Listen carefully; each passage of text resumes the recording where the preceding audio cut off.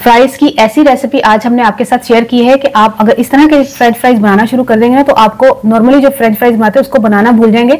और अगर आप पकोड़े बना के रमजान में तंग आ गए तो ये रेसिपी उन लोगों के लिए जो पकोड़े को पसंद नहीं करते, इन ऐसी चीजों को पसंद करते हैं। और आजकल बच्चे भी रोजा रखते हैं तो वो जब अफ्तार के टाइम पे बैठते हैं तो इस तरह की चीजों को बहुत पसंद करते हैं। इस तरह की चीजें बनाएं और ट्राई करें और पूरी रेसिपी को देखेंगे तो आपको पता चलेगा कितनी आसानी से ये तैयार हो जाती है और टेस्ट में बहुत लाजवाब, बहुत मजे की, देखने में भी अच्छी और खाने में तो उससे भी ज्यादा अच्छी। बिस्मिल्लाहिर्रहमानिर्रहीम, अस्सलाम वालेकुम। क्या हाल है तमाम देखने वालों के? सब अपने घरों में खुश रहें, आबाद रहे, आमीन सुम्मा आमीन।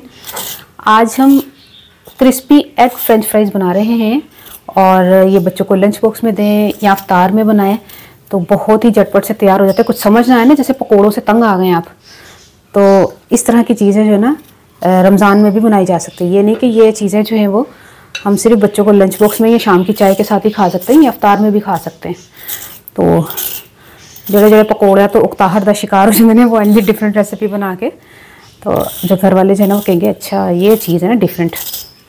तो आज हम इसको बना रहे हैं और मैंने अभी 2 आलू लिए हैं। आप अगर ज़्यादा बनाना चाहते हैं तो इसको डबल क्वांटिटी कर लीजिएगा, लेकिन बनते बहुत मज़े के हैं। तो इनको मैंने छील लिया है, अब इनको काटते हैं, धोकर लेकर आती हूँ। इस तरह आपने जो ना छुरी से कट कर लेना है। अब आलूओं को हमने इस तरह कट करना है।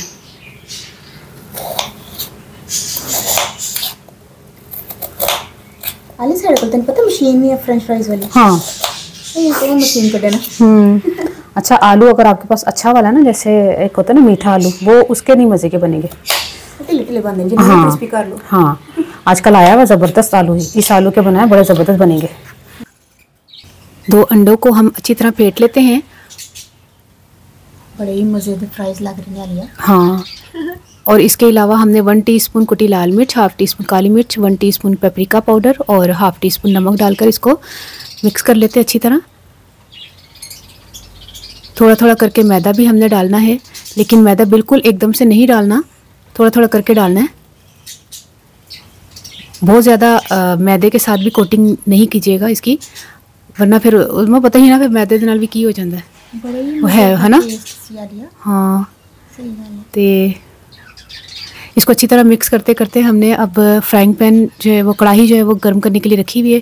ऑयल हमने गर्म करने के लिए रखा हुआ है और जब तक हमें तसल्ली नहीं होगी कि हमने कितना इसकी कोटिंग करनी है और ताकि ये जो अंडे का बैटर है वो लिक्विड में ना आ जाए, तो इस तरह हमने फ्राई करना शुरू कर देना है।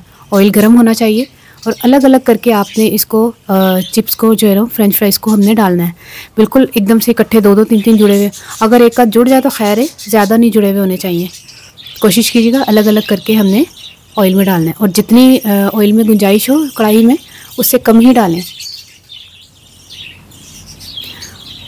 और इसको उस वक्त तक हमने पकाना है जब तक इस पर अच्छा सा कलर ना आ जाए।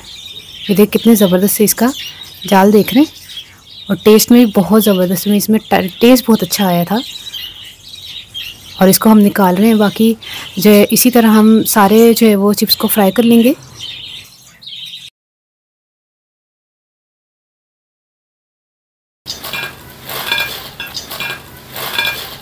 क्रिस्पी एग फ्रेंच फ्राइज तैयार हो गए हैं और आपने ट्राई करना है, मुझे बताना है आपको ये रेसिपी कैसी लगी।